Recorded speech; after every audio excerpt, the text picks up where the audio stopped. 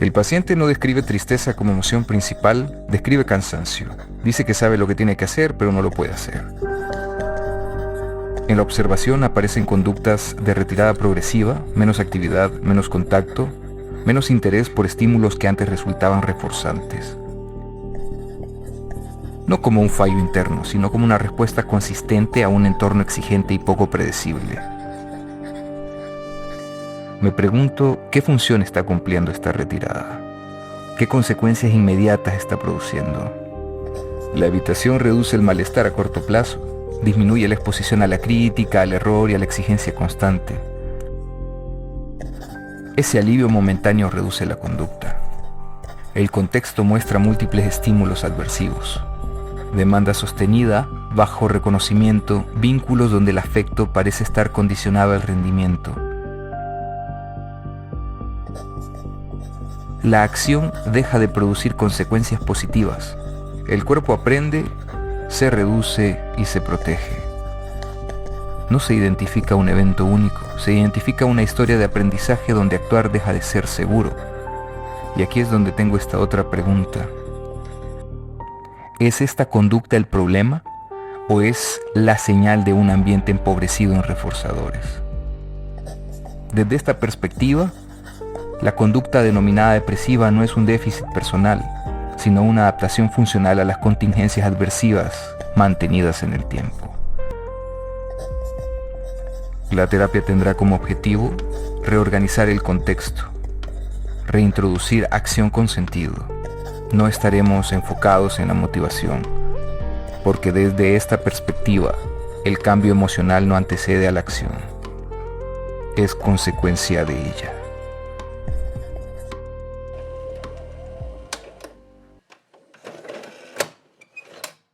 Patricia, ¿qué te pareció estar en Proyecto Chachalaca? Pues me ha gustado mucho, estaré muy contenta de regresar. Me ha parecido un espacio súper ameno, agradable. Al inicio estaba nerviosa, pero de verdad que ha sido una experiencia que me gustaría repetir. Ok, y bueno, Eduardo, tú también que estuviste en este episodio, ¿qué te pareció estar aquí de nuevo? Bastante bien. Creo que al inicio iba cumpliendo bien mi rol de preguntar, pero después me puse a contestar. Así que creo que será una habilidad nueva que tendré que aprender. Claro. Y bueno, también aprovechamos para comentar que Eduardo se integra al proyecto Chachalaca como coordinador de esta área de psicología que tenemos en Proyecto Chachalaca, que ya son varios episodios. Entonces, él como especialista nos va a decir, nos va a aconsejar en algunos temas y como en este episodio, va a ser un co-host. Y me gustaría, aprovechando que están ustedes dos por aquí, ¿nos podrían hablar un poco acerca de Inforap nuevamente? ¿Qué es y cómo podemos buscarlos? Bien, el nombre es un poquito romántico, es Instituto de Formación y Atención Psicológico-Conductual de El Salvador, pero busquémoslo como Inforap, con P al final. Nosotros somos una institución dedicada a la formación de futuros profesionales en psicología, pero desde la psicología científica. Y por lo tanto, todas las atenciones que nosotros damos a nuestros consultantes, o lo que la gente suele denominar como pacientes, en nuestra clínica lo que van a encontrar es atención psicológica desde la evidencia, desde la experimentación, trasladada, calientita, salida del horno, justamente para evitar malestar en las personas, para enseñarles a regular eso. No vamos a inventar desde la experiencia, sino desde lo que es ciencia. Así es, muy bien. Bueno, y en este episodio vamos a hablar un poco acerca sobre este tema, que es la depresión, cómo existe, cómo se instala, cómo llega a nosotros, pero sobre todo, y lo más importante, comprenderla desde el enfoque de la conducta. Arriba Skinner, comenzamos este episodio. Y antes de comenzar el episodio nos gustaría pedirte algo sencillo pero muy importante. Si este tema o alguno de los temas que tratamos aquí en Proyecto Chachalaca crees que le puede interesar a alguien, por favor compártelo. Dale like a la página y síguenos en nuestras redes sociales. Eso nos ayuda muchísimo para poder continuar con este proyecto. Y si conoces a alguien que crees que debería sentarse a conversar con nosotros, con alguna historia, una mirada diferente a un tema que valga la pena explorar, por favor escríbenos a nuestro Instagram. Bienvenidos a Proyecto Chachalaca, este es el episodio 175, Deprimidos al micrófono se llama este episodio. Nos acompaña Patricia Andrade y Eduardo Lara. Pero esta vez, Eduardo Lara nos acompaña como parte del equipo de Proyecto Chachalaca y Patricia en el banquillo de los acusados. Patricia, ¿cómo estás? Pues bien, sigo insistiendo que esto no es justo, pero muy contenta de estar acá. Gracias por la invitación. ¿Nerviosa? Un poco sí. Yo soy no sé, tengo un poco de aversión a todo lo tecnológico, perdón. Estoy ya un poco vieja. No te preocupes, no te preocupes. Yo creo que todos tenemos un poco de eso. Y mira, yo te aseguro que más nervioso estoy yo. ¿Has escuchado esa frase cuando dicen el animal se ve furioso y todo eso, pero tiene más miedo te tiene más miedo vos que a él? Pues así soy yo. Ok. Eduardo, ¿qué tal? ¿Cómo estás? ¿Qué tal? Bastante bien. Ahora desde el otro lado de Proyecto Chachalaca. Y por cierto, les comento, ya que este sería uno de los primeros podcasts, perdón, de los primeros episodios del podcast de este año, no le pierdan el dedo del renglón porque este proyecto va a crecer, va a tener varias sorpresas este año y va a ser bastante interesante todo lo que vamos a aprender. Y también me siento bastante feliz de tener a alguien que admiro bastante, que es bastante reconocida, la verdad, en el mundo de la academia en El Salvador, al menos por la parte de la ciencia. Por los charlatanes y por los pajeros no mucho. Pero sí, es alguien bastante admirable y creo que una colega y amiga de hace muchos años. Ok, bueno. Ya que conocemos un poco de los invitados que están aquí, hacemos algunas preguntas de rigor a la invitada principal, Patricia. Siempre esta pregunta es para el invitado. ¿Quién es Patricia Andrade? ¿Y tiene algún parentesco con Sergio Andrade de casualidad? No. Okay. No, en absoluto. Pues, ¿quién es? Pues yo creo que soy una mujer, soy madre. Eso me enorgullece mucho a pesar de todo. Soy una persona muy dedicada, digamos, a todo lo que hace o intenta hacerlo lo mejor que puede.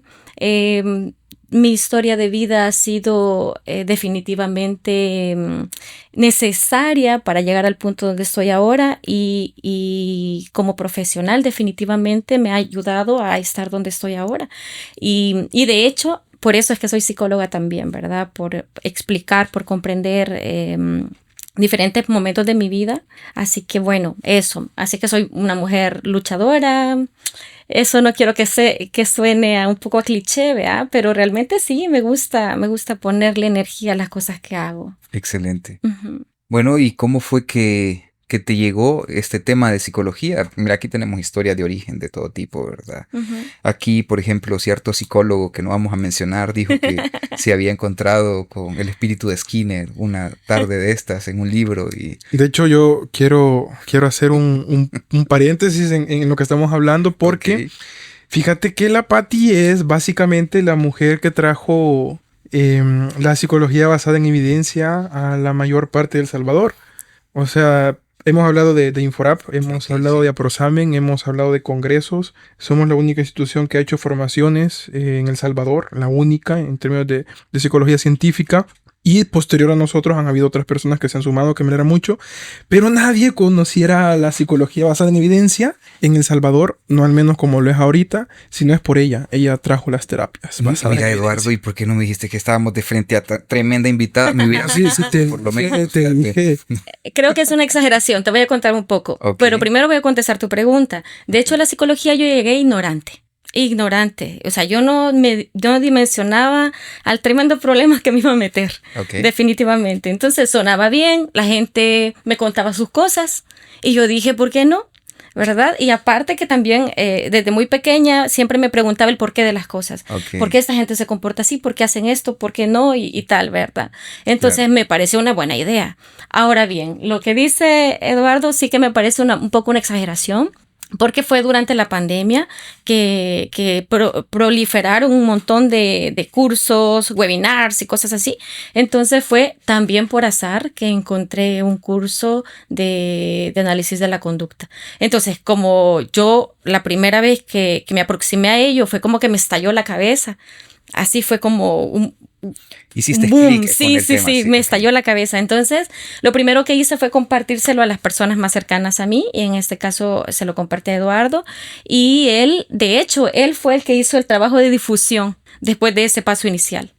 Así que no es tanto mi crédito, creo que ha sido un crédito conjunto, principalmente de él que es como muy perseverante con... Terco, ¿verdad? Sí, muy terco con las cosas. Esa es una característica bastante... Desde pequeño me decían en mi casa cuerudo. Así. Cuerudo. Mira que puede ser un factor común entre algunos psicólogos. Pero qué interesante saber que a uno lo motiva a escuchar las situaciones emocionales de los demás para poder estudiar. Sí. Interesante. Pero bueno, y vamos a ver, tu relación actual con la psicología, ¿cómo la definirías? Así como un matrimonio de 45 años, un romance amargo, un romance en luna de miel. ¿Cómo dirías que es tu relación actual con...? Yo creo que un romance amargo. Ok.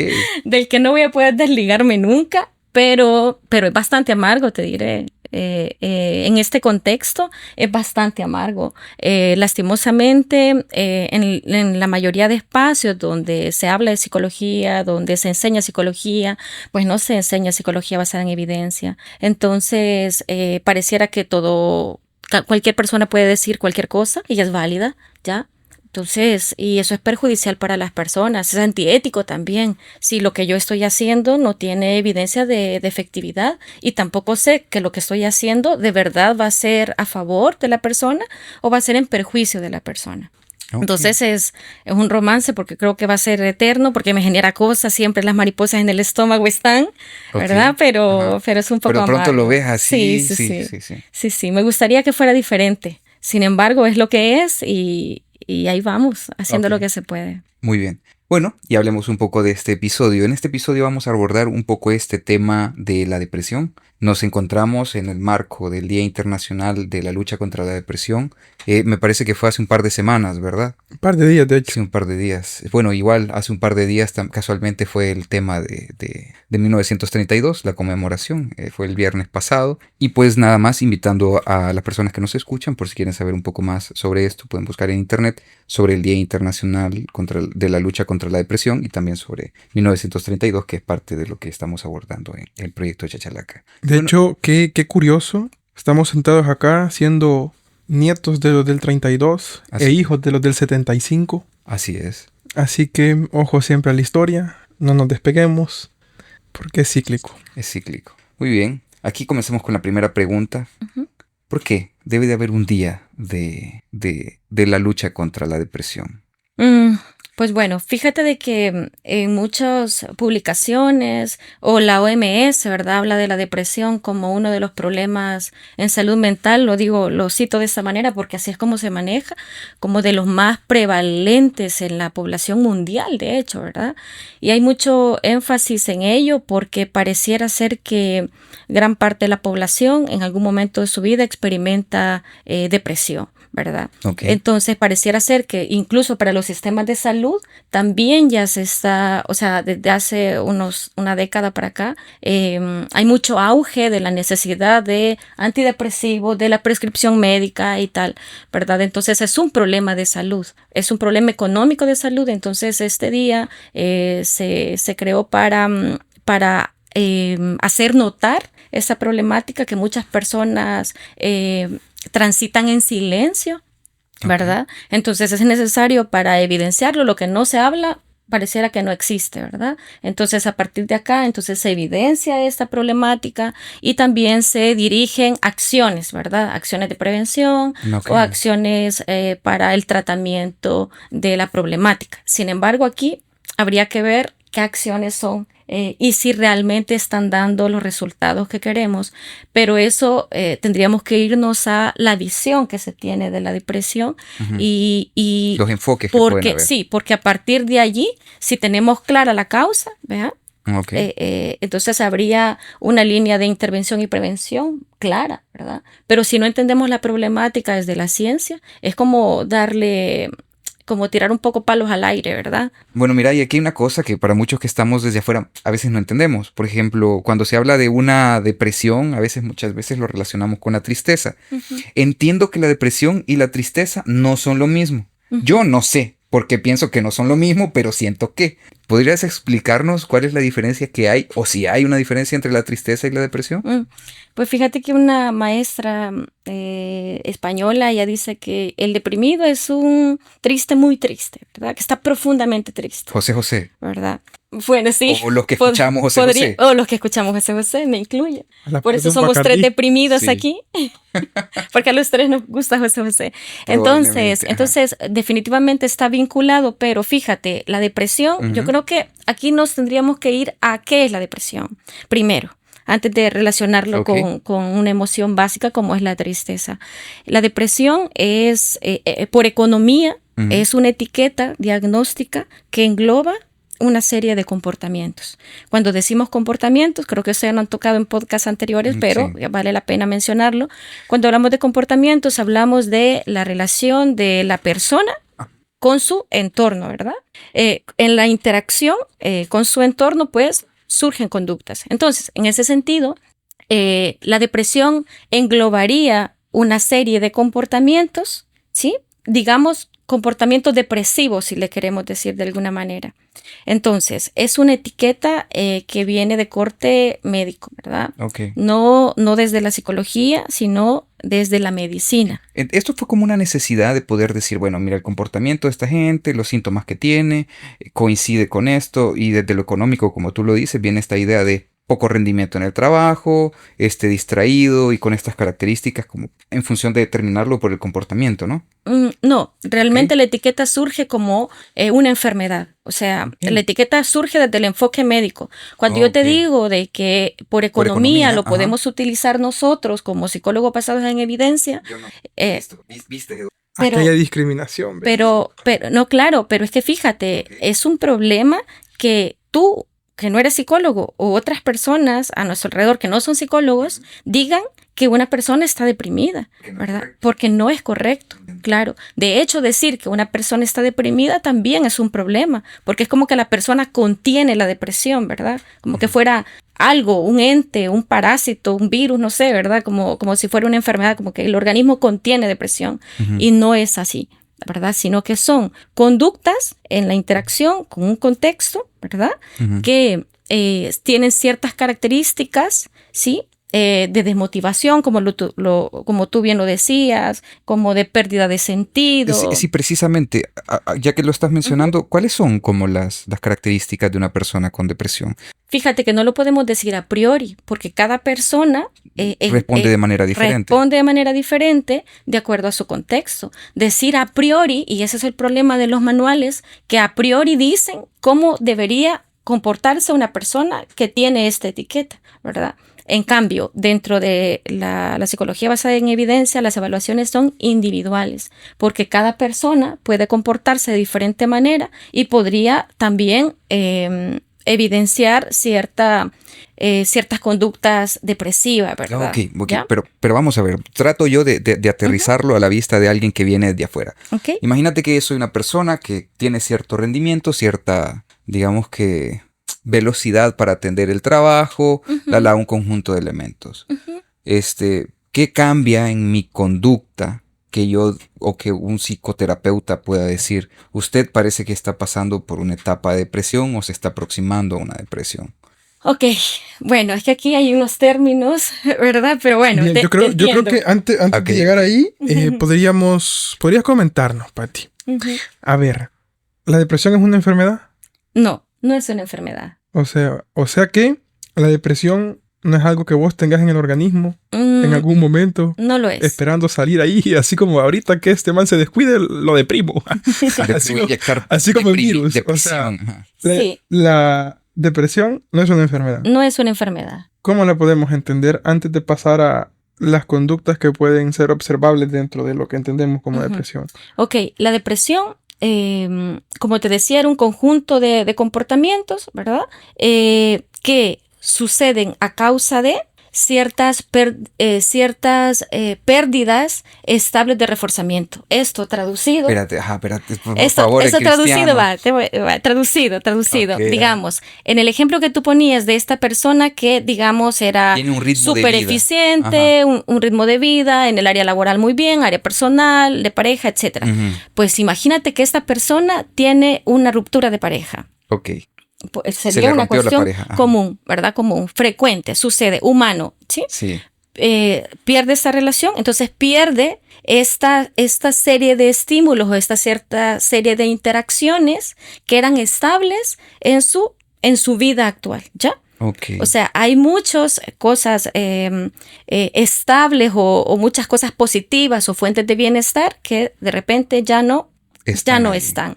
Así es, ya no están. Entonces, cuando esta persona ya no tiene esta estimulación, ¿verdad? Antes iba al parque a caminar con esta persona, por decir algo, y ya no está, pues muy probablemente deje de caminar en el parque. ¿Por qué? Porque ir a caminar le recuerda a esta relación que acaba de perder. Entonces puede que le genere malestar, ¿verdad? Añoranza, tristeza, etc. Entonces puede que la vida de esta persona, de este hombre, cada vez se vaya reduciendo más y el malestar aumente y la vida se vaya reduciendo. ¿Por qué? Porque evita hacer contacto con estas situaciones que le recuerdan a esa persona y a este conjunto de estímulos. Esto como para aterrizarlo con un caso, con un ejemplo, ¿verdad? Entonces, eso quiere decir, Pati, que cuando una persona tiene depresión es porque dentro de su vida ha perdido algo valioso, algo significativo, puede ser algo material, puede ser una persona, un trabajo que le gustaba, y a raíz de esta pérdida aparece la tristeza. Fíjate que también sería errado a priori decir que solamente es por pérdidas, ¿verdad? Porque también algunos cambios en la vida que a priori no son malos. Así como de pronto me dieron un aumento y me puede dar depresión por tener un aumento. Pues fíjate, no necesariamente eso, pero imagínate, te dan un aumento porque te ascienden, digamos. Pero cuando te ascienden, has perdido contacto con tus compañeros, ahora estás en un lugar más aislado, no conoces a nadie, tienes un jefe maltratador, ¿ya? Entonces muy probablemente las iniciativas que antes tenían no son reforzadas sino castigadas, por ejemplo. Ponele, y si muchos jefes escuchan esto, dicen, no voy a exponer a mis empleados a un ascenso porque puede terminar en una depresión. Y me lo dijo una psicóloga basada en evidencia. No, pero justo, entonces no estamos, hay cosas que pudiesen parecer buenas a la vista de los demás, pero la persona experimenta cambios o pérdidas de cierta estimulación positiva, ¿verdad? También, otro ejemplo, por ejemplo, los adultos mayores cuando se jubilan, cualquiera podría decir, bueno, va a pasar en casa con sus nietecitos, se va a poder dedicar a leer, todo lo que ha querido hacer siempre no tenía tiempo, pero no, ha perdido un contexto. Ese vacío de ir a la empresa y entrar a bodega y empezar y que le repliquen todos y ya no tener justo. interacción. Entonces, y tirar piedras al río. Imagínate. Por eso es que hay personas que dicen, yo no debería sentirme así, si yo lo tengo todo. A mí ya me lo han dicho en consulta, yo lo tengo todo. No tendría que sentirme vacío, ¿verdad? O perdido en mi contexto, no tendría por qué. Muy bien, entonces ahora que ya entendimos que la depresión no es una enfermedad, sino que lo podríamos definir mejor como un problema de conducta que se da a raíz de lo que te está pasando en tu entorno. Así es. De cambios que te han privado, digámoslo así. Y no necesariamente tiene que ser drástico este cambio, porque eso creo que vale la pena decirlo, porque de pronto, no sé si tú me corriges si yo me equivoco, de esta convivencia que he tenido con Skinner a través de los invitados, y comprendo yo que tal vez una situación o digamos que ¿cuál podría ser? Un reforzador leve podría estar llevando poco a poco a una persona a una depresión. Por ejemplo, si cambia de trabajo, el trabajo le gusta al principio, pero hay cosas que no le van gustando y poco a poco va degradando la situación hasta que llega un punto en el que, me deprimí. Sí, no, y por eso es que no es como la etiqueta en sí, ¿verdad? No es que, ya, me deprimí, sino que es una interacción ¿verdad? Nosotros estamos interactuando constantemente con nuestro entorno. Entonces, lo que sucede es que si tenemos mucha estimulación, muchas cosas nos son aversivas en nuestro entorno, o evitamos ciertas situaciones o escapamos de ciertas situaciones por no sentir malestar, inmediatamente nos alivia, ¿verdad? Pero paulatinamente el malestar va en aumento y cada vez nos iremos alejando más de contextos que pueden ser positivos para nosotros o que nos pueden brindar conocer otras personas, otro tipo de experiencias, etcétera.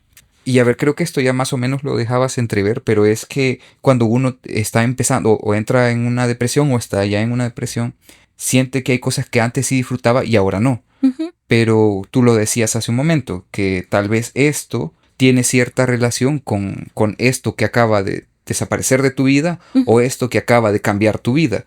Solamente por esa circunstancia sucede. O sea que, por ejemplo, ya no me gusta el cornflake porque me recuerda a esta persona con la que comía cornflake todas las mañanas, o ¿qué sucede? De pronto ahí te dicen, te ofrezco agua, y ves rodar las lágrimas. Ella tomaba agua. Ya no quiero respirar porque ya respiraba.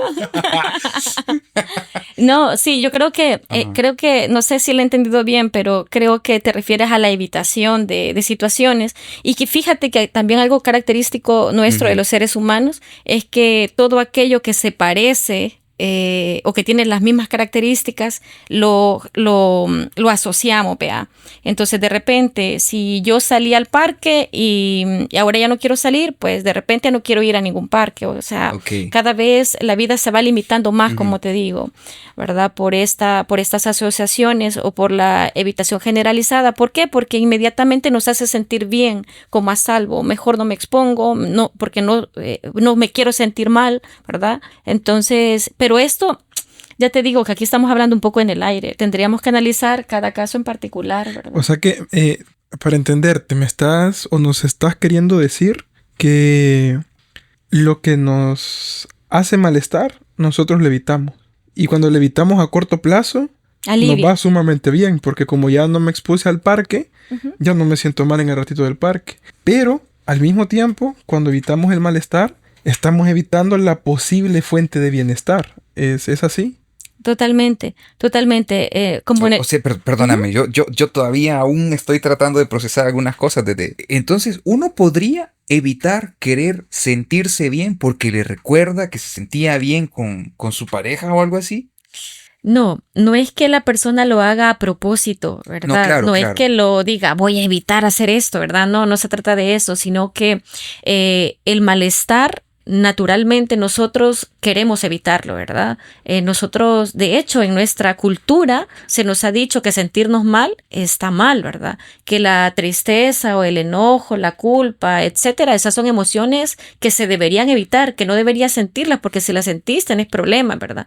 Entonces las personas no se quieren sentir tristes. De hecho, ese es el motivo de consulta en la clínica. Van porque han tenido una pérdida, por ejemplo, se están sintiendo muy tristes y lo que quieren es que uno les quite la tristeza o les quite la depresión, ¿verdad? Entonces, porque no se quieren sentir mal. Entonces, evitan todos los contextos que evocan ese tipo o elicitan, mejor dicho, ese tipo de emociones, ¿verdad? Ese tipo de malestar.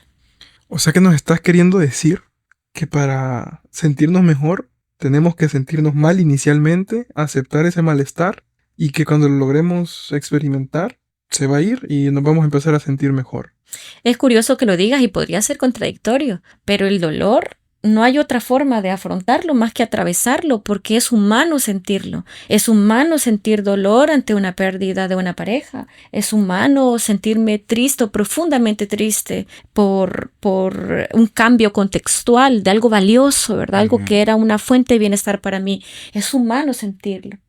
Fíjate que es bien interesante que lo digas, porque yo trato de barajarlo con mis experiencias personales, ¿va? Y trato como de comprender esto desde mi humana forma de ver las cosas, no desde un psicoterapeuta. Pero, por ejemplo, yo que he tenido rupturas amorosas y también he tenido pérdidas de familiares muy cercanos, hay como cosas bien diferentes, ¿va?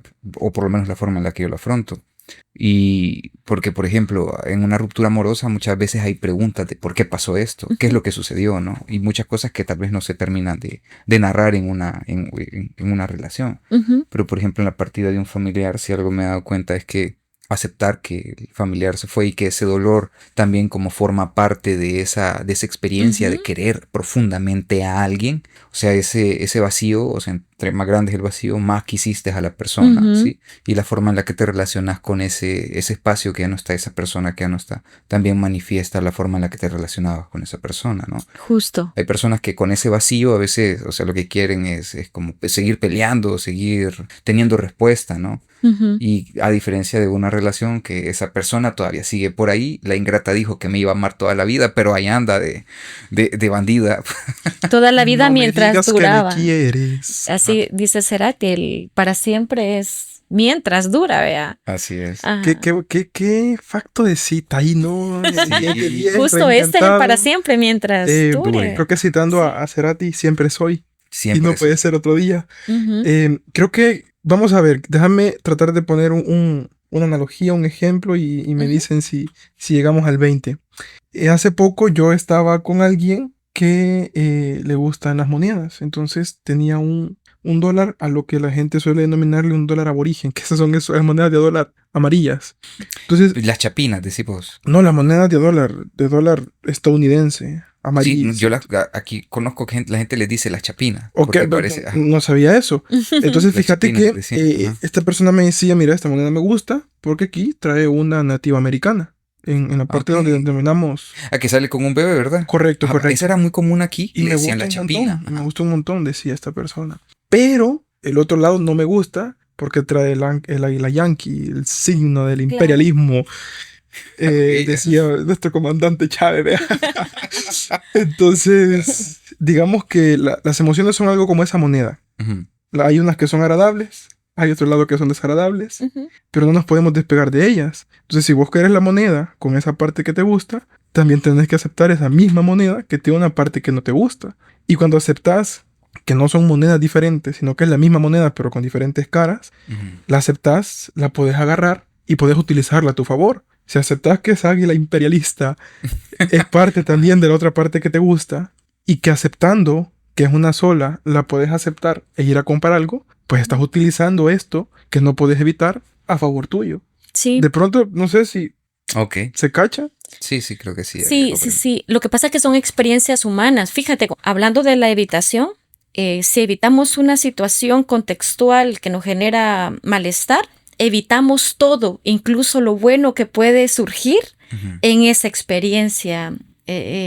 Si nos arriesgamos, si lo hacemos a pesar del malestar, podemos darnos la oportunidad de experimentar otro tipo de emociones, hacer contacto con otro tipo de emociones, ¿verdad? Entonces, y de pronto encontrar otras fuentes de bienestar, otras fuentes estables de reforzamiento. Ok, y mira, aquí me gustaría también preguntar algo que muchas veces, o sea, ustedes me lo han dicho en varios episodios. Ustedes, me refiero a psicólogos o a la evidencia. Entonces, hablan de que la conformación de una persona y la conducta que esta persona tiene juega un papel muy importante el contexto y el entorno que tiene. Totalmente. Entonces, dentro de este conjunto de elementos que podemos llamar el entorno, entra la familia, los amigos. ¿Qué papel juega esto de la familia? Yo a veces siento que una persona puede estar deprimida y a veces la familia puede ser la que lo ha deprimido o puede ser algo un reforzador para esta depresión, ¿no? Sí, justo, porque fíjate, estamos hablando de dos tipos de hipótesis, de la hipótesis de origen, que es de lo que estamos hablando ahora, ¿verdad? De estas pérdidas y tal. Y luego están las hipótesis de mantenimiento. La evitación experiencial o la evitación de estas situaciones es una hipótesis de mantenimiento. Y la familia también juega un papel importante. Fíjate, es muy frecuente que la familia, al no saber qué hacer ante un miembro que está experimentando este tipo de vivencias o ese tipo de conductas, ¿verdad? Lo que hacen es, ¿no te quieres levantar de la cama? Pues no te preocupes, mi amor, aquí te traigo la comida a la cama. ¿No te quieres levantar de la cama? Hacemos la cama, ¿verdad? Te hago la cama. ¿No te quieres bañar? Bueno, 2 días, no pasa nada. Veamos al tercero, ¿ya? Entonces, este tipo de conductas de la familia muy bien intencionadas, claramente, ¿verdad? Desde el amor, desde el deseo de ayudar genuino, ¿verdad? Lo que están haciendo es reforzando estas conductas. Y a esto se le pueden llamar como ganancias secundarias, ¿verdad? Te sientes deprimido, no vayas a trabajar, ¿verdad? Aquí de todas maneras comidita no te va a faltar en la casa, ¿verdad? Entonces, este tipo de respuestas ante estas conductas depresivas, entre comillas, lo que hacen es reforzarlas, ¿verdad? Okay. Y mantenerlas en el tiempo. Entonces son dos cosas diferentes, el mantenimiento y el origen. Entonces la familia cumple un papel fundamental. En la clínica tenemos que orientar a la familia muchas veces también. Tenemos que reunirnos con la madre, el padre, si es un adolescente, o con otros miembros de la familia y decir, necesito que comiencen a hacer esto. Esta tarea lleva a la persona y ustedes tendrán que generar condiciones para que la persona comience a activarse conductualmente. Y haga contacto con otro tipo de actividades, otro tipo de contextos, otras fuentes de bienestar. Ok, mira qué interesante eso, porque muchas veces piensa uno que tratando suavecito a la persona, pero, o sea, tú corrígeme, ¿verdad? O sea, está bien entonces decirle a la persona, para arriba, levántate y lo agarras patadas o algo por el estilo. No, creo que no. Como decían nuestras abuelas, ¿te sentís triste? Ponete a barrer y ve cómo te quita.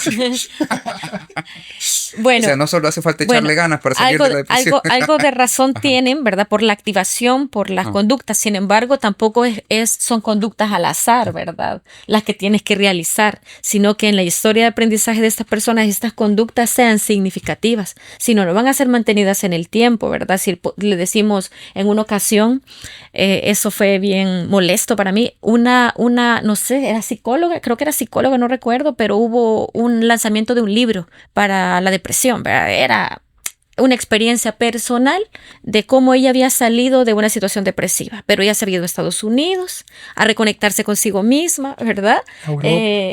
Sí, a viajar, ella ya a ver la vida con otros ojos. Entonces, y ella lo que motivaba al público Era viajar. No, si yo pude, tú Vos puedes, también puedes. ¿verdad? Tú puedes, claramente.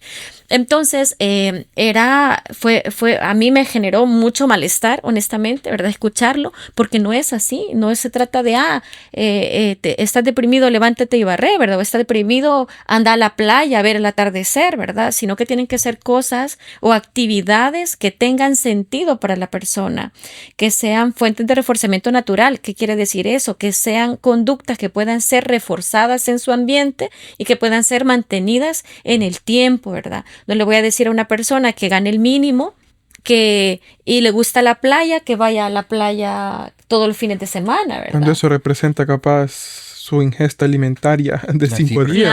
Claro. Entonces tenemos que adaptarnos a cada situación, a cada historia de vida, a cada contexto de las personas. Entonces no es cuestión de echarle ganas. Y con tu pregunta que hacías, que era como levántate, sí, mira. Arriba. No.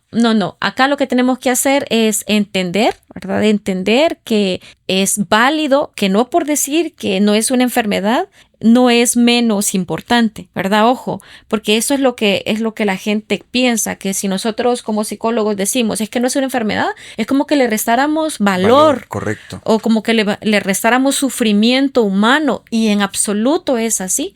Lo que nosotros queremos hacer es explicarlo y darle agencia a la persona de actuar y de modificar su situación, lo que está en sus manos, ¿verdad? Porque hay cosas que no van a ser posibles modificar, pero le damos agencia a la persona, y eso sí que tiene evidencia de efectividad, ¿verdad?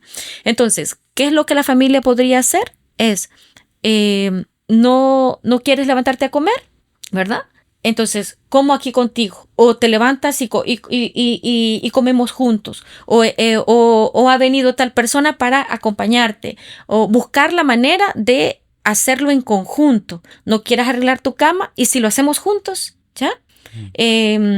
No quieres, qué sé yo, salir, y si vamos, y si te acompaño, ¿verdad? O si vemos juntos una película, ¿verdad? O sea, es motivarle a que haga cosas y acompañar, ¿verdad? Eso quiere decir que si tenemos algún amigo, amiga, pareja, familiar o persona importante para nosotros, nos estás queriendo decir que más allá de facilitarle el que se prive de su día a día, o más allá de obligarle a que retome su día a día, es más únicamente decirle, no puedes no hacer nada, y para que se te haga más fácil hacerlo, aquí estoy con vos. Justamente es acompañar la activación, ¿verdad? Porque la depresión suele tener este componente de inactividad o de no realización de actividades que antes se realizaban, ¿verdad? O pérdida de sentido de las actividades que antes realizaba. Entonces, cuando alguien más acompaña, pueden cobrar otro sentido, ¿ya? En la interacción con esta persona. O sea que solo tengo que invitar a comer. Kellogg, alguien más conmigo para empezar a darle de pronto recuerdos diferentes a ese desayuno. Si antes este desayuno me generaba malestar porque lo hacía con mi ex y yo no la tengo, ahora si hago este mismo desayuno con otras personas mientras veo una serie y me ríe, de pronto... Ok, mira, pero vamos antes de que alguien llegue a esta situación en la que de pronto me ve con depresión y dice, hey, intentemos hacer algo para que te puedas activar, porque esto es la activación. Fíjate que muy curioso esto también los japoneses, me parece que lo leí de esas noticias que de pronto vos estás haciendo zapping en Facebook y te aparecen, le das clic porque no tienes nada que hacer. O sí, pero lo estás evadiendo. Entonces, evitación experiencial. Decían que cuando querías comenzar algo, muchas veces lo que te recomendaban era empezar a barrer. Porque eso te hacía, o limpiar tu cuarto, ¿ya? Porque eso te empezaba a dar movimiento. Y ya de pasar de hacer algo como ordenar tu cuarto, podías pasar a algo que sí querías comenzar a hacer. No necesariamente en una depresión, sino querer como activarte. Pero creo que más o menos atiende a la misma lógica. Pero tengo algo que me gustaría preguntarte, porque muchas veces... Y pues sí, terminamos en la conclusión de que se requiere acompañamiento en algunos casos, ¿no? Claro que sí. Pero eso de sé qué es lo que tengo que hacer para salir de esta situación, pero no tengo ganas. Eso es frecuente, una verbalización bien frecuente. Y de hecho, fíjate, la gente se siente como que estuvieran mintiendo o como que fueran impostores, porque le estás pidiendo que haga cosas que no quiere hacer, pero que aún así las tiene que hacer, ¿verdad? Según dentro de un proceso terapéutico. Pero fíjate que aquí lo importante es comprender el fenómeno, o sea, comprender la problemática. Si nos basamos en la comprensión de la problemática, la persona va a comprender que el bienestar va a venir a posterior de la realización de la conducta. No me voy a sentir bien antes de hacerla, me voy a sentir bien después de hacerla. Y fíjate que hay muchos ejemplos que que los hacemos cotidianamente. Cuando yo atiendo a mamás en la clínica, yo les pregunto, ¿usted se quería levantar ahora en la mañana? No. ¿Y por qué se levantó? Porque tenía que llevar a mi hijo al colegio. ¿Y cómo se sintió al haber llevado a su hijo al colegio? Bien, porque eso es coherente con el tipo de mamá que quiere ser, ¿verdad? Es brindarle educación a su hijo, ¿ya? Entonces sí, eso es mi responsabilidad y me siento bien haciéndolo. Pero ella no se quería levantar. Y así habrá un montón de ejemplos o un montón de actividades que podemos planificar a lo largo de la semana que inicialmente la persona no querrá hacer, pero que la satisfacción o el bienestar vendrá después de haber realizado la conducta. Sí, y fíjate que de hecho cuando mencionabas esto me iba recordando de esa cantidad de ocasiones cuando hemos estudiado y no le entendemos mucho al material. Entonces intentamos evitarlo o postergarlo porque nos genera malestar el no entenderlo. Pero hay un momento en el que decimos, no, pues ya se acerca la evaluación, ya se acerca el examen, capaz una noche antes, y decimos, pues ya topo, tengo que hacerlo y mientras lo estoy haciendo, no, quizás no es tan agradable. Pero cuando hago el examen y viene el resultado y el resultado es una nota muy agradable, pues resulta que me sentí bien no antes de hacerlo, no durante lo hacía, sino a posteriori. Y eso aumenta la probabilidad que la próxima vez que yo me tope con otro material que no entienda, eche mano de la experiencia previa y diga, no, pero es que la vez pasada tampoco tenía ganas, tampoco lo entendía mucho, pero lo hice y salí bien, así que hoy voy a aplicar la misma. Qué loco eso, fíjate, discúlpame que te interrumpa, pero también me gustaría hablar de otros casos en los que, pues sí, viene el examen, te preparas una noche antes o desde 3 semanas antes y viene el examen y siempre salí mal. Y entonces, porque en ingeniería sí pasa. yo creo que eso explica por qué muchos compañeros vivían en depresión. Una pérdida de reforzadores. Y no lo creas, pasa en todas las carreras, creo yo. Y ese mate que pasa en tu carrera, que es sistemática, rigurosa, científica, pegada a ley. Ahora, mate de psicología que te enseñaban. Mira, los pensos de psicología aquí están hechos como vos vas a hacer primer año, vos vas a hacer segundo año, yo voy a hacer el tercero, y lo que haga falta le metemos al cuarto y al quinto. Cada quien por su lado, y mañana nos sentamos aquí, lo unimos, lo pegamos y vos lo vas a imprimir. Así están hechos los pensos de sí, como el trabajo final de una... Sí. Vos con Tiny Roman, ella con Arial y yo con Gótica para que tiren plante. En relación a lo que estábamos hablando anteriormente, también quería decir es que las personas tienen que aprender a orientar su conducta no por las emociones, sino por lo que es importante para ellos, ¿verdad? ya no es por cómo me siento ahora, sino por cómo me quiero sentir. Y esto que hacen tiene que tener sentido para ellos, de acuerdo a las cosas importantes en la vida de cada persona, ¿verdad? Ok, mira, pero aquí hay una pregunta, porque lo que tú me estás diciendo me resuena con etapas de la juventud, por ejemplo. Un bicho no sabe qué es lo que es bueno para su vida, entonces de pronto se frustra porque los papás lo obligan a estudiar, ¿sí? De pronto no lo obligan a elegir una carrera que ellos quieren, pero sí a estudiar, o de pronto sí vienen y lo obligan a estudiar algo que ellos quieren, ¿no? Pero lo que tú me dices aquí es como pues sí, o sea, un joven de 16 años lo que quisiera estar fregando con sus amigos, estar fregando y todo esto, y esto genera como cierta, ustedes no me entienden, padres, y empieza con aquella cuestión de escuchar Simple Plan y My Chemical Romance, y me volví emo. Pero, ¿me puedes explicar eso? Entonces, hay etapas como la juventud o la adolescencia, donde estamos bien pendejos, por así decirlo, y no tenemos claro qué es lo que queremos hacer con nuestra vida, entonces en ese caso sí o sí vamos a entrar en una etapa de frustración, ¿o qué me dices al respecto? Pues fíjate de que no necesariamente, Okay. no necesariamente, dependerá del estilo de crianza, el estilo de comunicación en casa, ¿verdad? De las técnicas pavlovianas que le aplicaron para condicionarlo a la carrera que querían desde pequeño. Sí, de hecho sí, no necesariamente, porque fíjate que también hay una idea de que como que la adolescencia se transita con depresión, ¿verdad? Ajá. Como que fuera así en todos los casos, y definitivamente no es así. Si el contexto es favorable en cuestiones de comunicación, de atención, de cuidados, de orientación, de educación, ¿verdad? No necesariamente van a cursar esa etapa con características depresivas, ¿verdad? No necesariamente. Si hay una necesidad propia de la etapa de separarnos de la visión de la vida de nuestros padres, de construir nuestros propios gustos, nuestro propio círculo de amigos, etcétera, pero no necesariamente tiene que ser algo sufrido, ¿verdad? Aunque la etapa de por sí conlleva cambios, ¿verdad? Ciertas crisis, ahí el cambio del cuerpo, etcétera. Pero no necesariamente tiene por qué ser una etapa así tan áspera. Sí. Por así decirlo. Y fíjate que ahorita que mencionabas esto antes del ejemplo del adolescente y decías que las personas tienen que hacer cosas significativas para sí, es decir, valiosas, dejaría totalmente sin argumentos a esta gente que anda escribiendo libros de autoayuda desde su experiencia, con posibilidades económicas de irse a pasar la depresión a París. Sí, mira, como dicen, yo la verdad es que preferí estar llorando en un Lamborghini que estar llorando en mi cama. Definitivamente, porque entonces, mate, si esa fuera la solución, eso quiere decir que el 70% de la población a nivel mundial sin recursos económicos. El 70, yo diría como el 90, 99%. Fíjate que lo maquillan para que suene bonito, pero realmente yo creo que un 5% de la población acumula el 90% de la riqueza, 95%, sí, justamente. Eso quiere decir que todos estos libros de autoayuda que te dicen, sí, vos podés, solo tenés que ir al gimnasio como yo, sería, digamos, una muestra valiosa para que las personas no traten de imitar la fórmula que a otros les funciona, sino más bien sentarnos a reflexionar qué es lo que yo realmente quiero, porque si alguien puede salir de la depresión coloreando mandalas en su cuarto, pues qué bien que le guste, no necesita esperar que ganarse la lotería para ir a París, digo yo. Sí, no, tienes razón. Esos fórmulas mágicas, ¿verdad? Que le han servido particularmente a una persona en un contexto con ciertos recursos, no es aplicable a mis recursos, a mi contexto, a mi situación en particular, ¿verdad? Y lo que es valioso para mí no es valioso para ti, ¿verdad?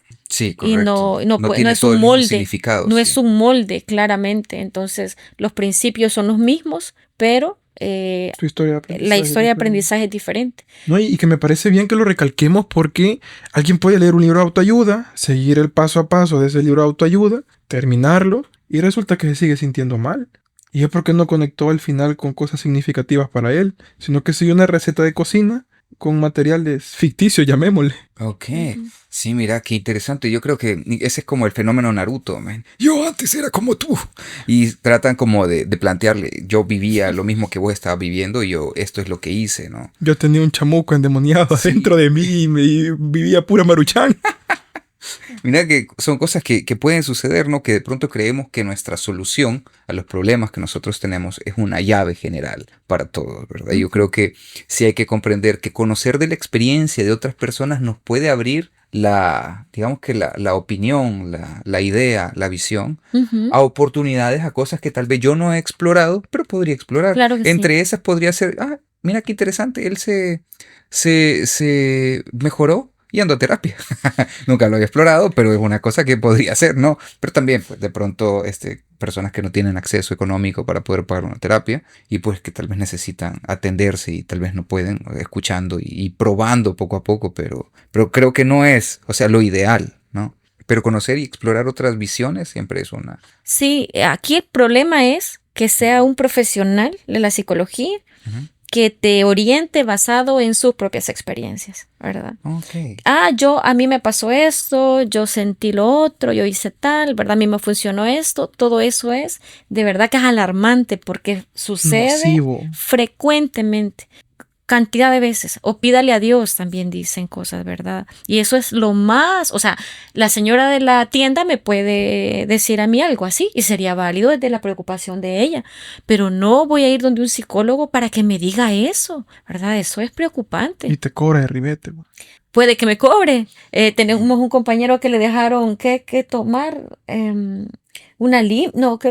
una cuestión, pero una cuestión esotérica, ¿verdad? Porque llegan al punto de cosas espirituales, esotéricas, ¿verdad? Tienes razón. Entonces, es que hemos conocido nosotros en nuestro trayecto que digamos, es corto, ¿verdad? Para comparación de otras personas, pero hay casos alarmantes, de verdad que sí. Entonces, las experiencias personales a nadie le importan. Debe ser, no deberían de importar o no en una deberían terapia. importar en una terapia. Es lo que se habla ahí debe ser orientado al bienestar de la persona, donde nada tiene que ver mi experiencia personal y tiene que estar basado en fundamentación, en evidencia, pues. Eso Sí. quiere decir, compañeros, colegas, conciudadanos, transeúntes del día a día. Pues, Y lo que nos están escuchando. Y lo que nos estaba escuchando, que si usted va a un psicólogo y le habla desde la experiencia y de lo que a él le funciona, no es ahí, chele. Andate. Ahí, sí, correcto. Fui, no le pagues. Y si puedes, llama a la Junta de Vigilancia y contales. Gracias. Ok, y bueno, hablemos de algo que suele suceder muy comúnmente, que también lleva a muchas personas a experimentar depresión. Y no sé, ustedes corríjanme, por favor. De pronto yo, por lo que he visto y lo que he comprendido del comportamiento y la conducta y el entorno y cómo nos lleva poco a poco por una serie de pasos que tal vez no queremos ni siquiera vivir y no nos damos cuenta de esto. Por ejemplo, hay personas que crecen, que nacen en una familia donde los empujan a tener una alta autoexigencia, llegan al grado de sacar cuadros de honor, siempre están en el top de lista de estudiantes del centro educativo, pero están así por exigencias de la familia, llegan a un nivel muy grande de autoexigencia y cuando se gradúan y reciben todos los premios, por así decirlo, los reconocimientos, la madre, el padre es así como, pero ese era tu trabajo, ¿no? Entonces, esto de ser una persona o recibir críticas constantes o ser una persona con altas exigencias, ¿cómo afecta a este tema de la depresión? Pues fíjate que ahí estamos hablando de que tus conductas son castigadas, ¿verdad? O sea, son es estimulación, punitiva, ¿verdad? En vez de recibir un reconocimiento, en vez de recibir reforzamiento positivo, ¿verdad? Por tu esfuerzo y tal, lo que hacen es castigar tus conductas. Y luego lo haces con la intención de que a lo mejor ahora sí pueda obtener esta valoración, este reconocimiento, pero no, ¿verdad? Y aunque lo haga por reglas verbales, ¿ya? Porque ha sido aprendido en su historia de vida, tu papel es este, ¿verdad? Lo que tú tienes que hacer es esto, ¿ya? Esas son reglas verbales. Entonces, que también cumple un papel importante en nuestra conducta. Okay, solo para que bueno, ya en otros episodios relacionados a la psicología hemos hablado de qué son las reglas verbales, pero solo para que todas las personas que están escuchando por primera vez tal vez el podcast y este episodio, ¿qué podemos entender como regla verbal? Las reglas verbales son esos aprendizajes muy, digamos, muy rígidos o estables, digamos, que no han sido producto de consecuencias inmediatas, sino que han sido aprendidos en nuestra historia de vida. Por ejemplo, ideas como yo tengo que ser un hombre proveedor, ¿verdad? Nunca he sido proveedor, ni he tenido consecuencias de proveer, pero ya tengo la idea de que tengo que proveer, ¿verdad? ¿Y de dónde he sacado esa idea? Del contexto. Del contexto, claramente, que tele. ha sido reforzada en medios de comunicación, en nuestro círculo social, nuestros padres, etcétera, por observación también, o por modelado también de nuestros padres, de los hombres a nuestro alrededor, etcétera. Entonces, no ha habido una consecuencia porque nunca he proveído, sin embargo, ya está eso fijo, como un ideal, ¿ya? Esto es lo que quiero hacer. Entonces, en el ejemplo puntual que tú estabas poniendo, pareciera que es conductas controladas por reglas, ¿ya? Aunque la consecuencia es punitiva, ¿verdad? O sea, genera aversión, o sea, un malestar la consecuencia. Sí, porque he conocido casos en que es persona de cuadro de honor, sale súper bien evaluada, sale muy bien, igual sienten que no saben nada, sienten que no, comparado con otras personas, no están haciendo nada, pero creo que es por esta falta digamos que... De reconocimiento. De reconocimiento, porque eso sirve como para poder identificar, pero no reconocimiento de forma general, sino de las personas que son importantes para ti, ¿no? Claro. Tiene todo sentido. Okay. Y estas personas, claro que a pesar de tener éxitos, pueden tener una sensación de tristeza profunda, ¿verdad? Okay. De que las cosas no tienen mucho sentido. He recibido este título y no tiene mucho sentido para mí, ¿verdad? O no me genera la alegría que me gustaría que me generara, porque en mi contexto pareciera que es un cartón más, ¿verdad? Totalmente. Ya. Y mira, fíjate que hace ratito, Pati, vos nos mencionabas de la importancia del contexto. O sea, básicamente entendíamos que la depresión es un problema de conducta originada por el contexto y nuestra interacción con él. Entonces a mí me surgía una duda, hablando hace ratito de la distribución de la riqueza en nuestro mundo capitalista. Okay. ¿Qué impacto crees que pueda llegar a tener los problemas económicos de una familia, de una persona, en la presión de la productividad? Porque pues, para el capitalismo, un rato que no estamos produciendo, no valemos, ¿vea? Así es. ¿Y cómo esto se puede relacionar con el bajo estado de ánimo, con la tristeza o con la depresión? Es bien curioso esto que preguntas porque, no sé, aquí es donde las etiquetas pierden sentido, ¿verdad? O sea, si es una enfermedad como se ve de manera generalizada desde el modelo médico, pareciera que está acá, ¿verdad? Es una cuestión de neurotransmisores y tal, pero es que estamos hablando de que es un contexto depresivo, o sea, es un contexto en el que la persona está constantemente expuesta a malestar, no tiene lo básico, el contexto socioeconómico, político, no es capaz de brindarle pues sus derechos, ¿verdad? Sus derechos humanos, ya lo dice nuestra Constitución, ¿verdad? ¿Cuáles son las responsabilidades del Estado con la población? Entonces, si no tiene ni siquiera acceso a eso, en mi experiencia he trabajado con personas en condiciones de pobreza extrema y ¿cómo yo le voy a decir a una mujer que por qué no se quiere levantar de la cama, porque no tiene empleo y sus hijos le están pidiendo comida, ¿verdad? ¿Cómo le puedo decir yo que está deprimida si cada vez que se ha levantado para ir a buscar empleo ha recibido una negativa? Le dicen que no hay. Claro. Entonces ella dice, ¿para qué sigo buscando si no voy a encontrar, ¿verdad?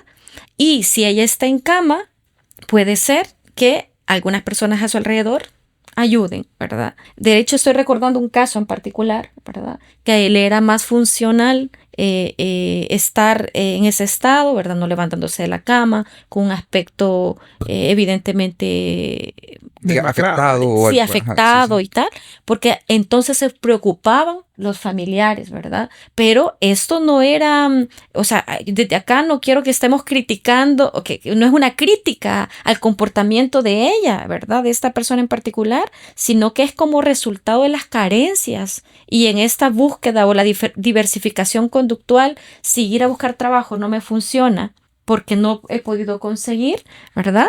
Entonces hay otro tipo de respuestas que sí le permiten acceder a al menos la comida del día a día, ¿verdad? En ese caso en particular. Y así, ¿verdad? Podemos hablar de casos de violencia, por ejemplo, donde se transversaliza la violencia, pobreza, ¿verdad? Falta de empleo. O estar enfermo y no tener ni siquiera acceso a salud. O una enfermedad terminal. Sí, ese es otro caso, ¿verdad? Como los pacientes con enfermedades crónicas o enfermedades como el cáncer también, ¿verdad? Que viven allá en la... no sé dónde. En el interior del país. Sí, en alguna loma, ¿verdad? De difícil acceso y no tienen acceso a salud.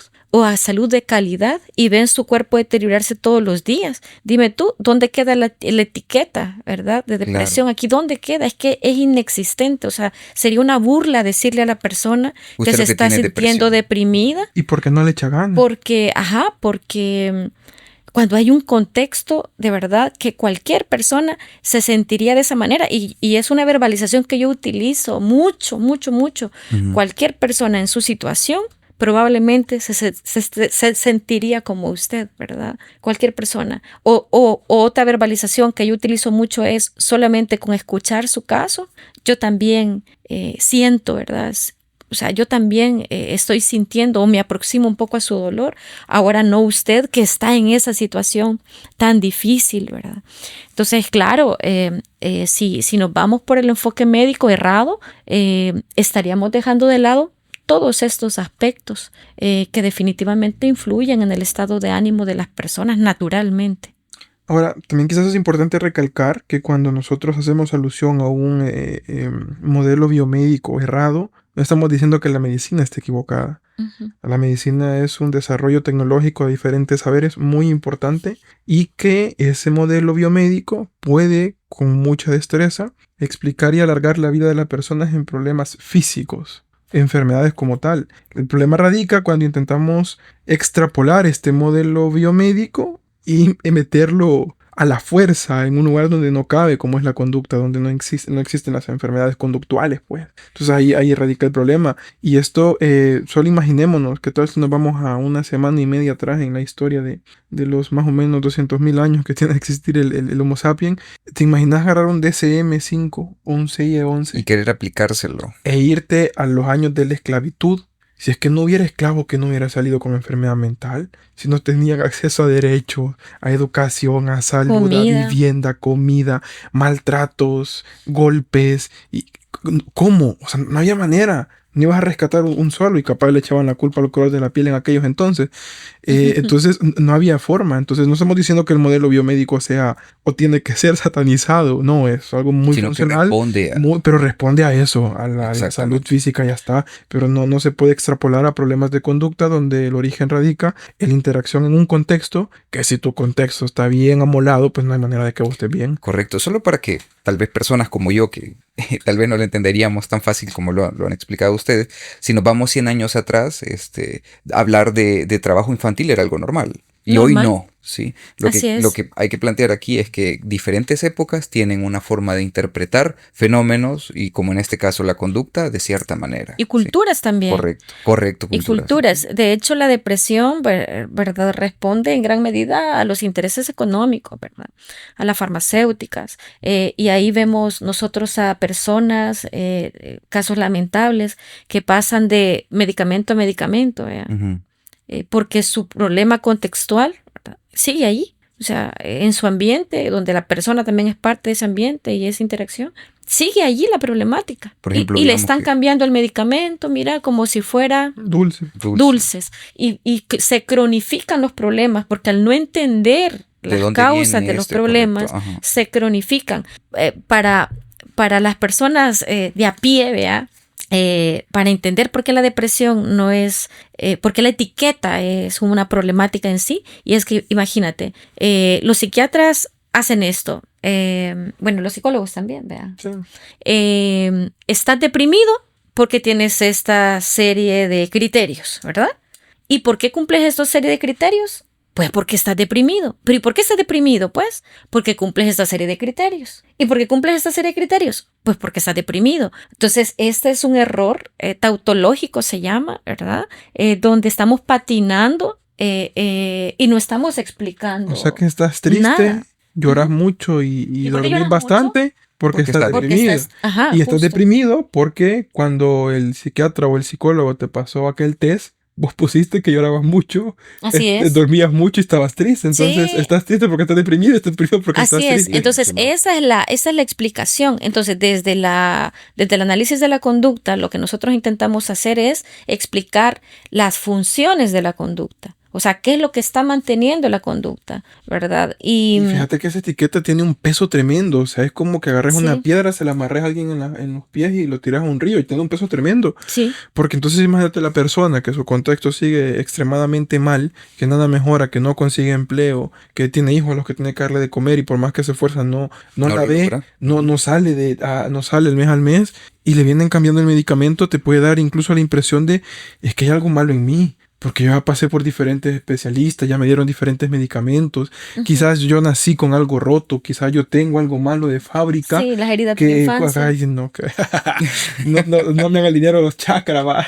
Entonces, imagínate este peso tan grave y lo peor es que la gente la convierte en un agente pasivo que no puede hacer nada más que tomarse el medicamento y no le funcionó, ya valió. No hay nada que puedes hacer. Así como no tengo salvación. Así es. Esta desesperanza del peso tan grande que incluso termina justificando la depresión, porque cuando le decís, es que mira, yo creo que de pronto podríamos salir, tomar algo, a platicarme de lo que sentís, y la gente te puede contestar, no, es que yo estoy deprimido por eso.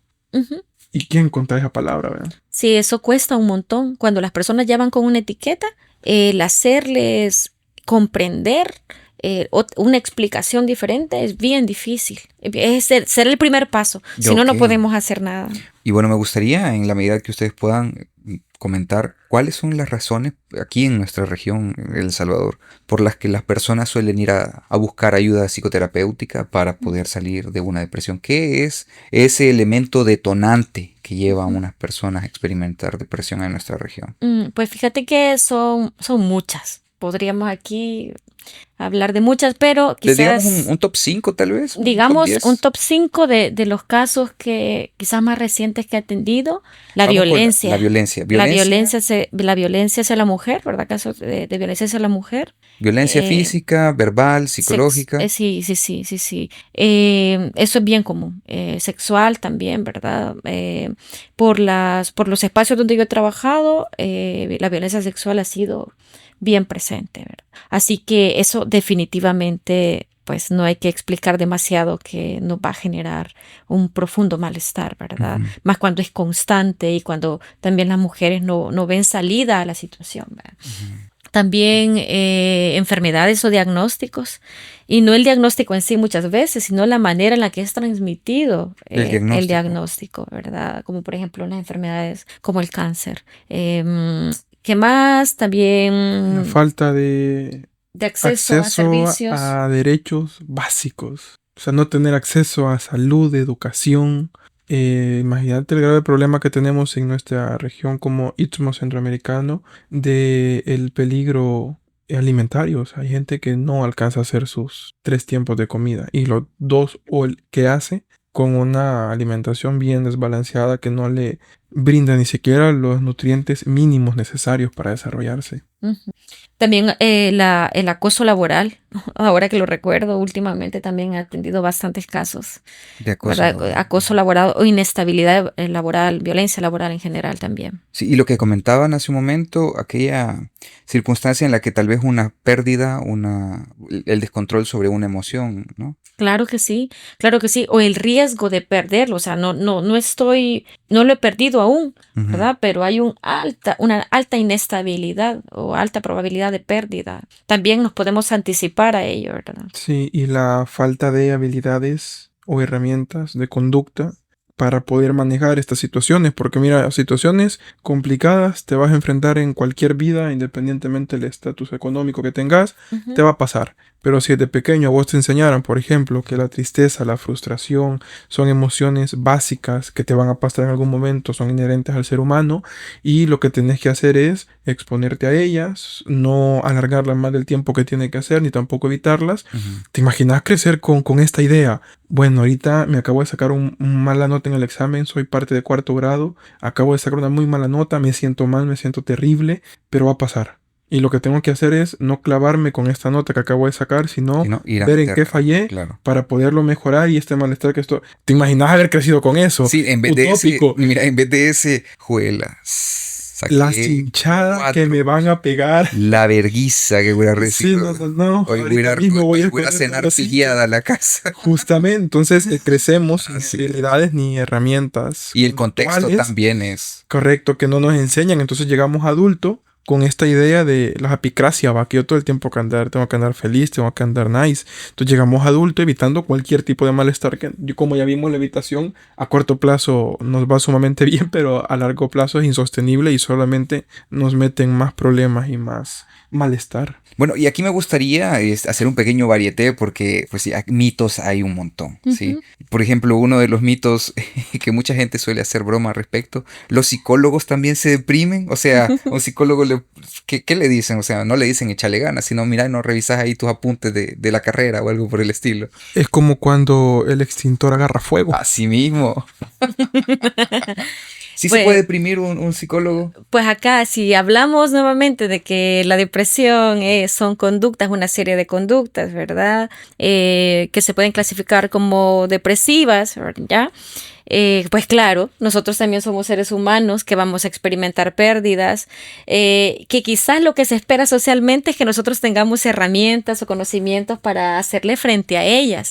Sin embargo, te diré que hay situaciones que nos pueden sobrepasar a cualquier persona y también nosotros podemos ir a atención psicológica si lo necesitamos en algún momento. O sea, hay un psicólogo, o sea, un máster, digamos que, un psicólogo tiene que buscar un máster en psicología o algo así. No.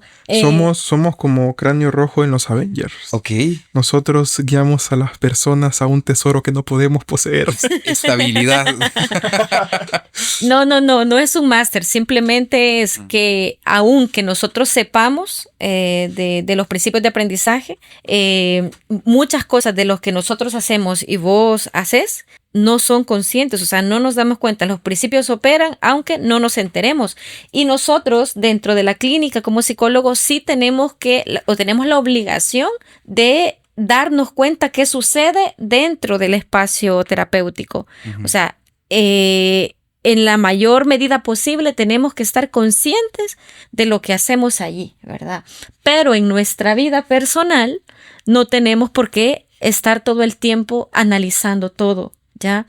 Y también respondemos a un contexto particular, a situaciones particulares, a nuestras historias de aprendizaje particulares. Okay. Sí, eso sería el equivalente a pensar que a un ingeniero eléctrico jamás le agarra la corriente o que a un médico sí. Nunca se enferma porque es médico, no le da COVID, ¿verdad? Porque, sí, y bajo esta lógica también entonces no podrían haber oncólogos que hayan tenido cáncer, o sea, es ilógico. Recordemos que pues, el libre albedrío como tal, más allá de la inspiración filosófica, no existe. Hay leyes de conducta que determinan lo que nosotros hacemos y estas leyes de conducta son involuntarias, las entendamos o no están pasando.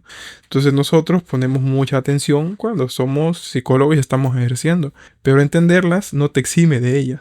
Sí. Así que estamos también controlados por nuestras leyes de conducta. Okay, así es. Okay. Otro que tengo aquí ¿es cierto que la depresión se supera solo echándole ganas? No, si así fuera, nadie fuera a terapia, ¿verdad? De hecho, como te decía, no por no ser una enfermedad, no es importante. Entonces, dicho esto, hay que buscar los apoyos y las ayudas necesarias. Esa verbalización la hace muy frecuentemente las personas, pero no es cierta. Y de hecho, nosotros, si queremos ayudarle a un amigo, una amiga, una pareja, qué sé yo, a avanzar o a transitar un momento así difícil, un momento depresivo, ¿verdad? Qué sé yo, eso es lo que menos le tenemos que decir, ¿verdad? Echarle ganas es lo que menos le tenemos que decir, porque eso invalida el sentir de la otra persona. Ok. Ok, tengo otra aquí, mira, vamos a ver. ¿La depresión siempre tiene una causa clara de dónde viene? De hecho, no. Y de hecho, la causa no siempre es tan relevante en los procesos clínicos.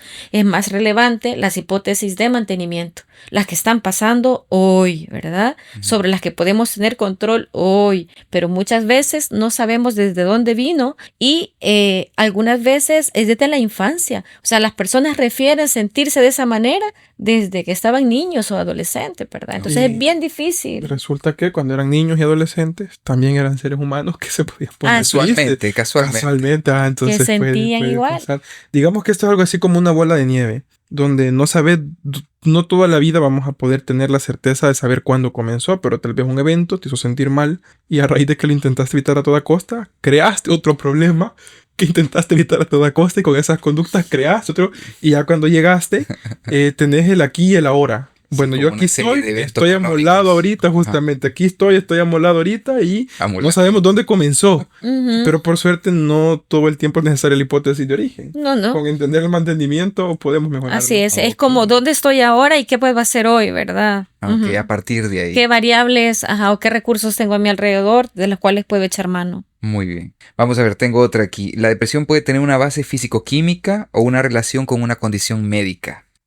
Relación con una condición médica, pues sí, puede haber. Por ejemplo, la gente que padece la tiroides, ¿verdad? Reportan fluctuaciones emocionales importantes. Claro, lo que pasa es de que aquí no vamos a desprendernos totalmente de la parte física, ¿verdad? Claro que hay una base física, una base fisiológica. Sin embargo, no es esta la explicación de la depresión. Si nos vamos al cerebro, con un enfoque cerebrocentrista, dejaríamos de lado todo lo demás. Y si dejamos de lado todo lo demás, estaríamos cayendo en un error que nos priva de la mera naturaleza humana, pues, ¿verdad? Y los medicamentos fueran maravillosos de un momento para otro, aquí ya no pasará nada, ¿verdad? Entonces podemos hablar de que es un sistema complejo, ¿no? No podemos dejar nada por fuera. Justamente, de hecho, el análisis de la conducta, muchas personas consideran que el análisis de la conducta es reduccionista, vaya ignorancia a la que se cargan. La violencia académica que se respira en este podcast. Perdón, había que decirlo. No, y es que fíjate que en el análisis de la conducta se toman en consideraciones todos estos factores y a esto se le llaman una serie de variables. Hay unas variables que son funcionales y otras variables que son disposicionales. Eso quiere decir que cuando hay problemas, por ejemplo en la tiroides, significa que las emociones van a aparecer. Pero si no tenés problemas en la tiroides, adivina, también van a aparecer. La diferencia aquí radica en la frecuencia y en la intensidad en que la experimentas. Entonces, aprender habilidades de conducta, tengas problemas o no tengas problemas en tu organismo, lo que hará es no evitar que aparezcan, sino saber qué hacer cuando aparecen. Entonces, si tienes alguna serie de problemas o diagnósticos, en ese momento entraría como una variable disposicional que forma parte del análisis, que lo tomamos en cuenta, pero que no es el único factor relevante a tomar en cuenta. O sea que no radica en la falta de serotonina. Momento ahí, voy a tratar de explicarlo en un idioma entendible para todos los que hablamos aquí salvadoreño. Muy bien, entonces lo que me estás diciendo que más allá de que sí, por supuesto, existe un elemento físico-químico en el cuerpo que puede llegar a segregar sustancias en nuestra cabeza que nos pueden llegar a hacer sentir de cierta manera, ¿no? Ahora, bien, entonces, para la terapia basada en evidencia, la psicoterapia basada en evidencia y la psicología como tal que trata la depresión, entonces se busca cuando aparece la conducta, ¿sí? A partir de que aparece la conducta, ahí en ese punto es que se empieza a dar tratamiento. Por eso es que no es tan importante las razones, sino qué hacer con este conjunto de sensaciones que se tienen y hacia dónde nosotros conscientemente la canalizamos. Sí, de hecho, esto que mencionas me parece bastante bueno, un muy buen ejemplo, una muy buena traducción de la situación. Y tenés toda la razón, o sea, nosotros no estamos queriendo decir de que, te voy a poner un ejemplo. Okay. Hay gente que dice como, algunos textos vitamínicos, dicen que vos estás deprimido porque te hace falta serotonina. Eso es una explicación totalmente reduccionista. Aquí la pregunta sería, ¿por qué te hace falta serotonina? ¿Será que esta falta de serotonina es a causa de que te acaban de despedir y no tenés con qué darle de comer a tus hijos? Entonces, en el análisis de la conducta, no ignoramos la falta de serotonina, nos preguntamos por qué. Y intentamos explicarlo tomando en cuenta esa variable. Y a partir de ahí comenzar una explicación, correcto. A eso lo podemos denominar como explicaciones no solamente de nivel gerencial, sino a nivel agencial. O sea, no estamos hablando de algo subagencial. Eso es solo agarrar ahí una pequeña agencia de un banco, no. Para elaborar un banco no vas a agarrar a una cajera, vas a agarrar un banco como tal. Pues algo similar. No vas a agarrar únicamente una variable, vas a tomar todas las que son necesarias para explicar esta conducta. Sin embargo, a la psicología lo que nos compete es la conducta, ¿verdad? En interacción. Ya la parte neurológica y tal, eso no nos compete a nosotros, que es importante. Y en la clínica, si nosotros notamos algo que no es conductual, sino que hay una base neurológica, habrá que hacer las referencias donde tenemos que referir claramente. Pero la conducta se da en todas las personas independientemente de muchas condiciones, por ejemplo. Por ejemplo, en los casos de síndrome de Down, por ejemplo, ¿verdad? Hay terapias que son basadas también en evidencia. Claro, porque siempre se puede modificar la conducta. Siempre. Fíjate que de hecho me recuerda al libro de Skinner en Ciencia y Conducta Humana, creo que es, donde se habla de Silman, que es un adulto, más de 30 años, pero con una edad mental de alrededor de, me parece, 8 años. No menos, 18 meses era. Entonces él, a sus más de 30 años, había aprendido un par de cosas meramente básicas y lo habían dado como por perdido, ponerle. Entonces, a través del análisis de la conducta y un programa de reforzamiento, a él se le enseña higiene, se le enseñan hábitos, se le enseñan porque los entendajos no están pasando. Lo que pasa es que no los pones a disposición. Si alguien fuera cerebrocentrista y reduccionista, dijera, no, como ciudad mental es de 18 meses, no esperes que haga más de lo que ya hace. Hay dejarlo. Aceptarlo y cargar tu cruz cuesta arriba. Pero con el análisis de la conducta nos permite entender todas las variables y que esa variable es una más de todas las que están pasando. Y poner a disposición las que tenés la posibilidad de modificar. Ok, mira qué interesante eso, porque cuando tú lo planteas así como cerebrocentrista, prácticamente es como solo estamos hablando del motor como tal, ¿verdad? Las capacidades técnicas que este elemento tiene, ¿no? Entonces, si llegamos a que el cerebro está bien, entonces todo el carro debería de funcionar bien como se debería de esperar. Pero si de pronto nosotros nos enfocamos en el motor, por así decirlo, pero no nos fijamos que el motor está montado en una carreta, entonces no podríamos explicar por qué qué buen ejemplo. Qué buen ejemplo. Porque la carreta lo voy a retomar. Te lo voy a copiar. No llega, digamos, que a 100 kilómetros por hora, sino que llega a lo que puede dar y de pronto la carreta se destruye a cada rato. Qué interesante, fíjate. Justo. Ok, ya vamos a ir cerrando este episodio. Esta es la primera parte bueno, este tema es muy extenso, hay muchas cosas que todavía no hemos logrado cubrir en este episodio. Pero hay un par de cosas que me gustaría preguntar adicionalmente. Vamos a ver, de forma general, si ya comprendemos que la depresión no es una enfermedad y que la depresión tiene origen en todo nuestro contexto, en todo lo que nosotros vivimos, y tampoco es tan importante las razones, el origen, sino nosotros cómo comprendemos, o más bien qué hacer con todas estas sensaciones, mi pregunta es, la depresión tiene consecuencias. Cuando no se atiende, cuando no se trabaja, cuando no se le da la atención o lo mínimo de atención, ¿hacia dónde nos puede llevar una depresión? Pues mira, dependerá, pero no puedo decir a priori hacia dónde lleva a una persona en particular, ¿verdad? Pero estadísticamente. Pero la depresión está vinculada muy frecuentemente a conductas suicidas. No quiere decir que siempre sea así, pero está vinculada también a ansiedad. Que aquí entramos también en una etiqueta diagnóstica que engloba una serie de conductas, pero que también están vinculadas. Así que cada vez afecta, si no se atiende, va afectando diferentes áreas de la vida de la persona y la persona se puede ir deteriorando al punto de ser totalmente inefectivo en su día a día. Abandonar, o también está relacionado con vicios, con conductas, consumo de sustancias, ¿verdad? Porque también el consumo de sustancias tampoco siempre es así, pero hablando de la depresión en particular, pues justo pueden cumplir una función de evitación del malestar al verse anestesiados por un momento, ¿verdad? Ante el consumo, y también el consumo es una variable de riesgo para las conductas suicidas. Entonces entramos aquí en cierta complejidad, ¿verdad? Que habrá que, como te digo, analizar cada caso, pero... Ok.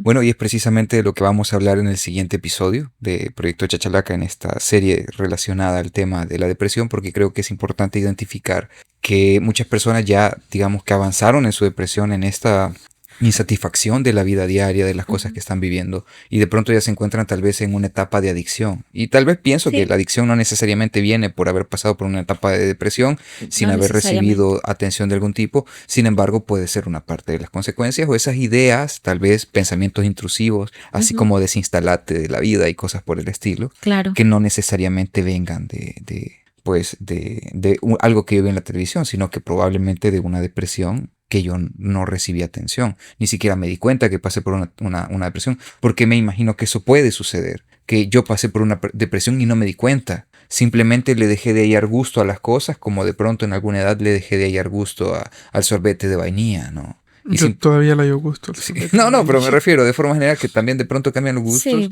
y también vos pensás, quizás ya no me está gustando el sabor de la vida que llevo, ya.